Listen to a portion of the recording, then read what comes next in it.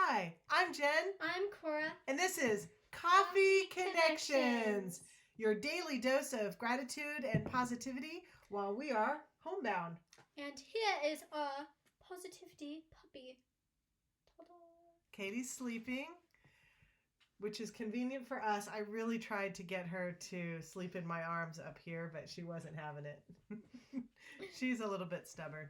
But you can scoot just a little bit so that they can still see her. Yeah, great. Well, we hope that you are off to a good start this week. Today is Tuesday, March the 24th, and we are heading into a week and a half of being homebound where we live in Southern California. Mm-hmm. Let's start off by talking about what we're grateful for. Okay.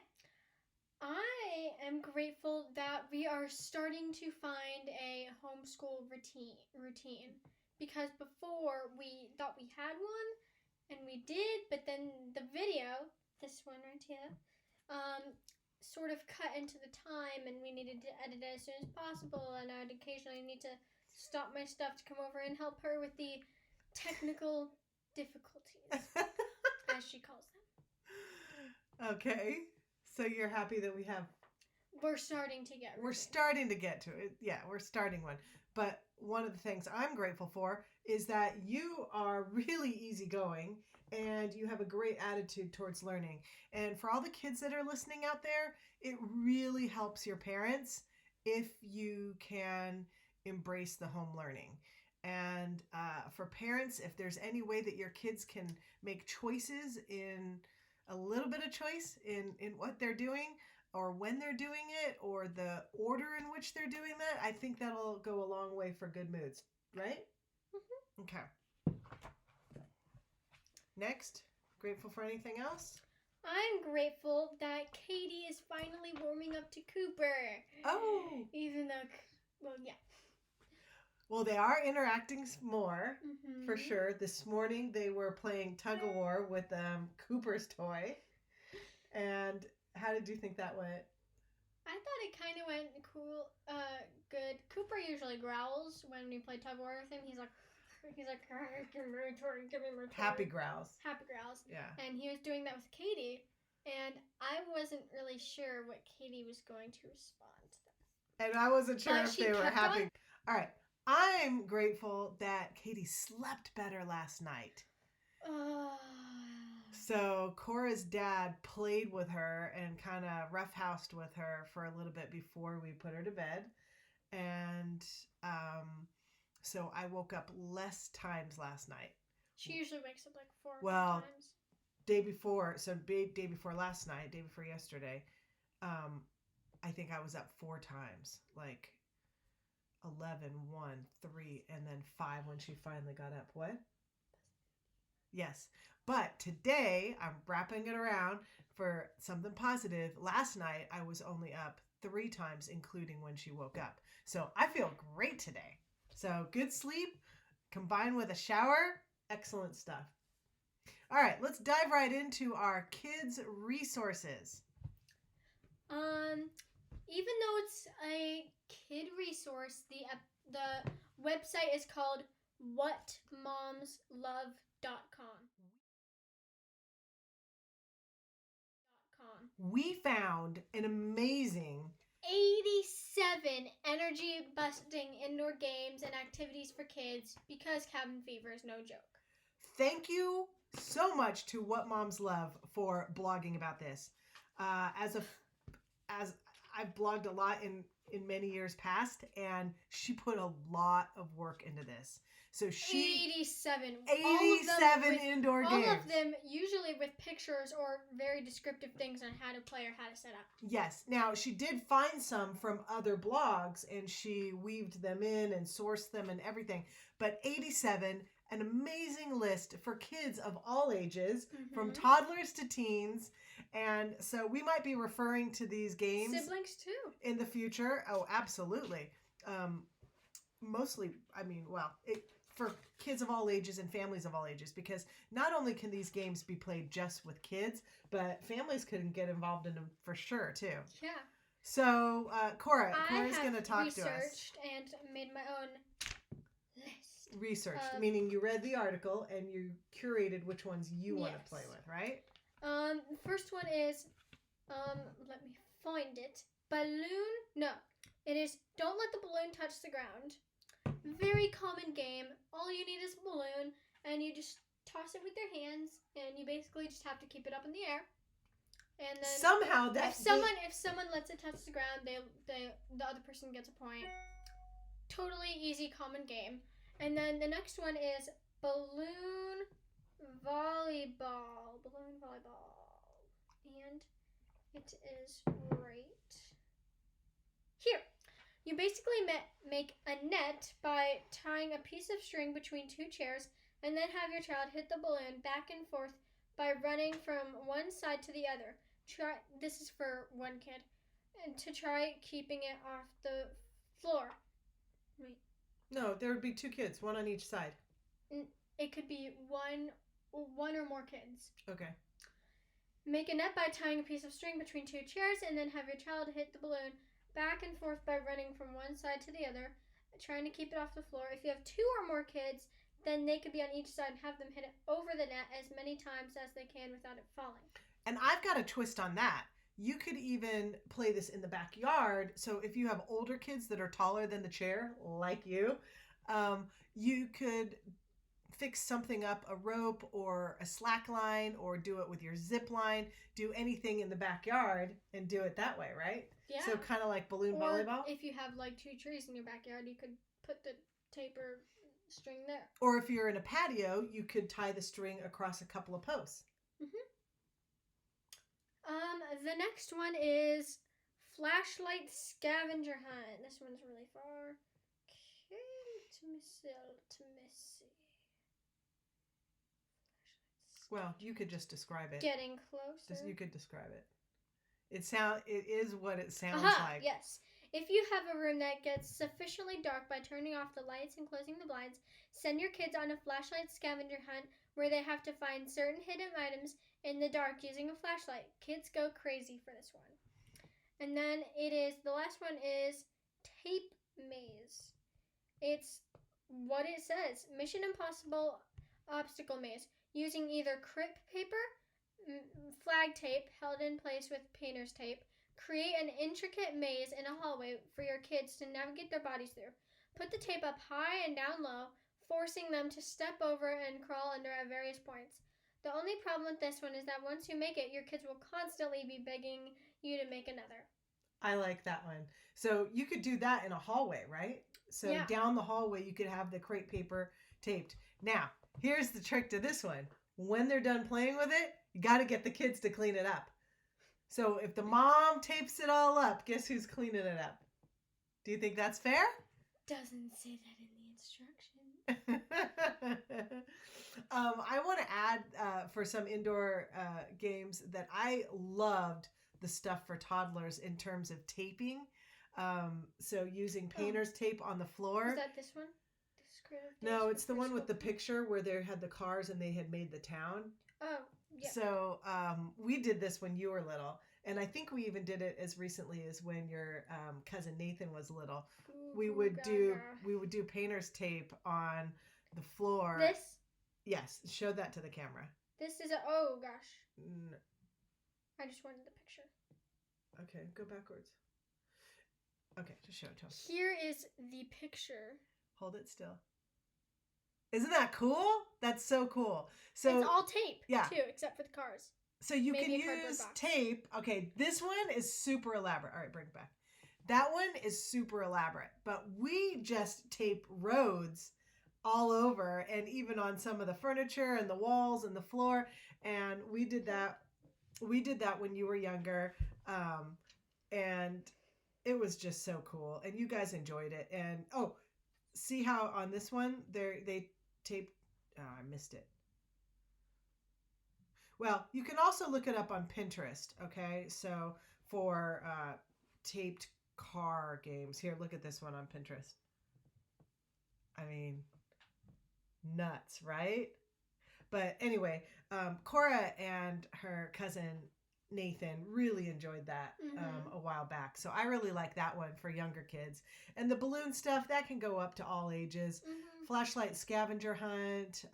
Yeah, you picked some good ones. But there's 87. 87. So whatever your kids like and whatever you're willing to do, some of them are super simple and some of them are a little bit more elaborate. See what fits your family. And I think it's going to be a lot of fun. Once again, it is whatmomslove.com. Nothing capitalized. Whatmomslove.com. It's really easy to just like let your kids be watching TV or on their tablets or their devices. But sometimes just what we're missing is the idea. Like, of course, you would be open to blowing up a balloon from, your birthday party bag from last year, or using some painter's tape or some washi tape to, tape a couple roads and play cars with your kids, or for you, like animal figurines, right? Yeah. Do you want to tell them what you've done this week? Because I think it's pretty cool. So, I have these animal figures, like Sahara ones, basically, and some other ones, like bears, giraffes, lions, zebras, tigers, cheetahs, all these different, like, Sahara animals. But then I also have, like, horses, bears. Safari animals. Then I also have horses, bears, leopards, once again, the tigers.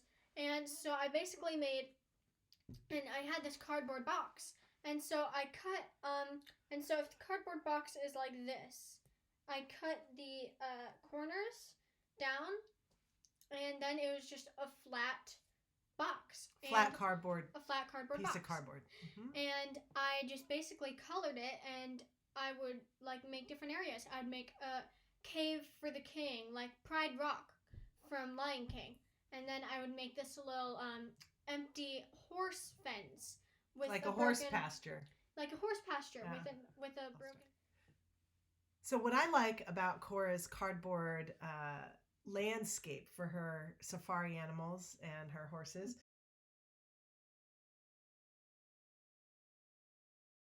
But it wouldn't be all safari because of the other animals. What I like about what Cora did with her cardboard landscape map is that it has nothing to do with digital stuff. So one of the challenges is balancing playtime that's not digital, right? So if you're FaceTiming with your friends and you're playing Roblox, or you're just doing Toca Boca on your own, that's a lot of screen time, right? So we want to make sure that we're balancing non-screen time. And so it took you a couple of days to decorate this piece of cardboard. And, because I made it very elaborate. Jungles, caves, grass, lots and lots and lots of tan grass. And then you've probably been playing with it for 2 days now, right? Yeah. Which is really cool. Other non-digital things you can do, and we'll probably do a whole show on this in the future, is games, right? Just board games. You don't have to have a special game night or anything extra. You don't have to do it with other families. You don't have to, but it would be fun. We still have to find a way to do virtual board games. Pigeon. That pigeon game. It's where you can, if both people have the app, you can text a game to them, and if they're in the chat with you, they'll join it, and then it's like archery, pool, bowling. Cool. Well, let's talk about that in a future show. But some of the board games that we've enjoyed this week have been the one that was brand new that we got at 5 Envelope. Pizza Monopoly. A twist on regular Monopoly. Instead of buying places or parks or hotels, you buy pizza toppings and different types of pizza.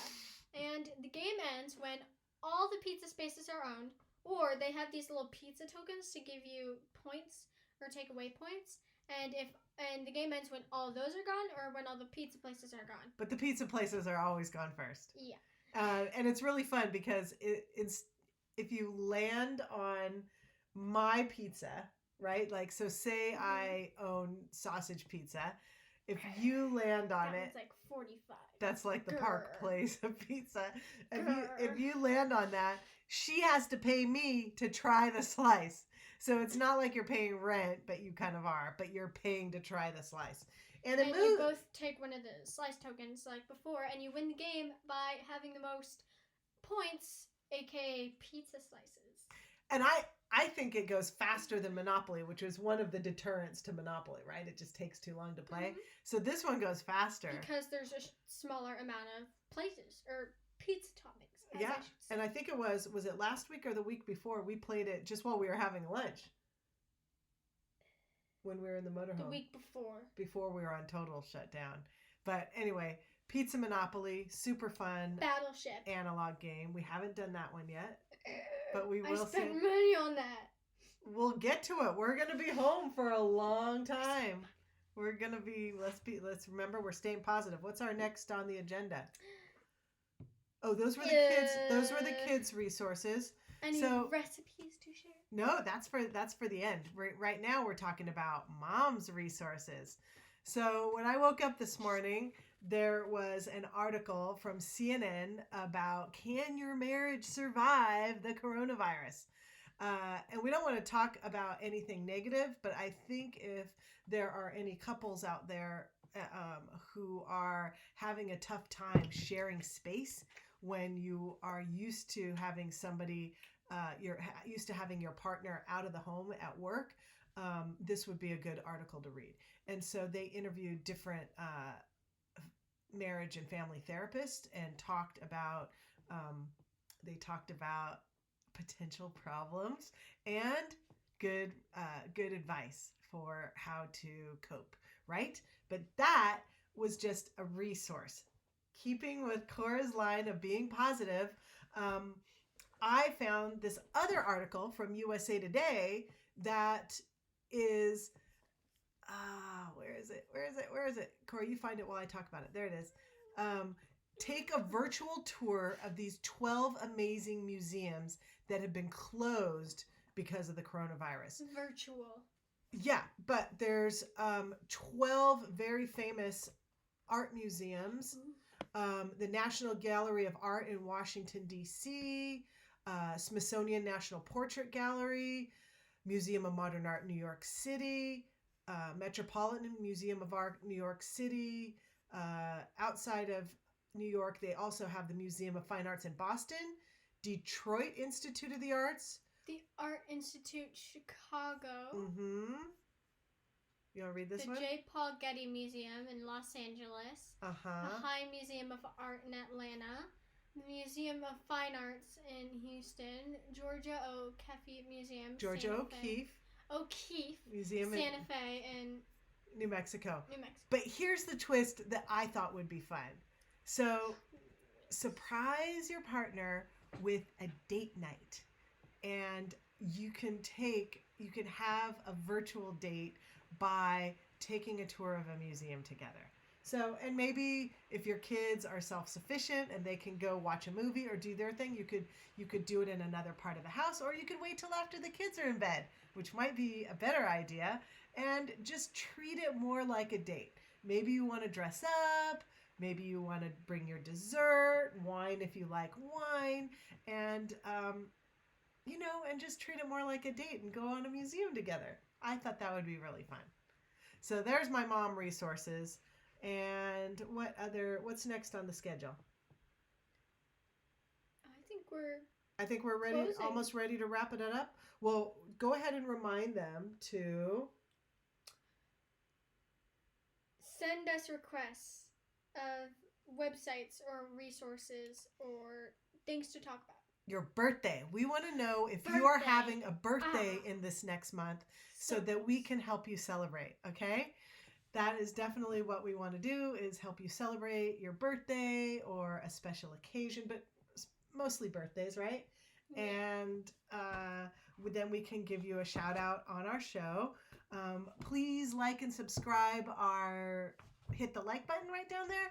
And then we're still waiting for people to comment or chat us up on Twitter at @JenLeo. And now we will leave you with a yummy recipe. This is from Cora's Nana, Susan. She made a cooking book called Eating Suburbia. So we are taking it from this. And this recipe is Cafe Beaujolis coffee cake. And what I love about this one is it is just such a such a good warm fuzzy, because whenever we go to visit her, she often makes this coffee cake for our first day. For our first morning, there's usually this yummy coffee cake. Now she tore it out of the food section of the San Francisco Chronicle about 25 years ago. The recipe is from Mendocino's famous Cafe Beaujolais. Delicious and easy to make. It's also heart healthy. All the ingredients, flour, salt, cinnamon, sugar, oil. Now, the only things you might not have are walnuts or pecans and buttermilk.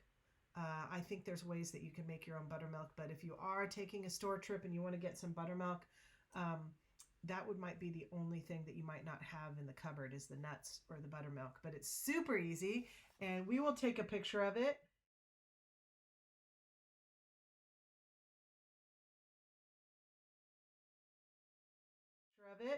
And leave it in the video. Cora will edit it in, and we will also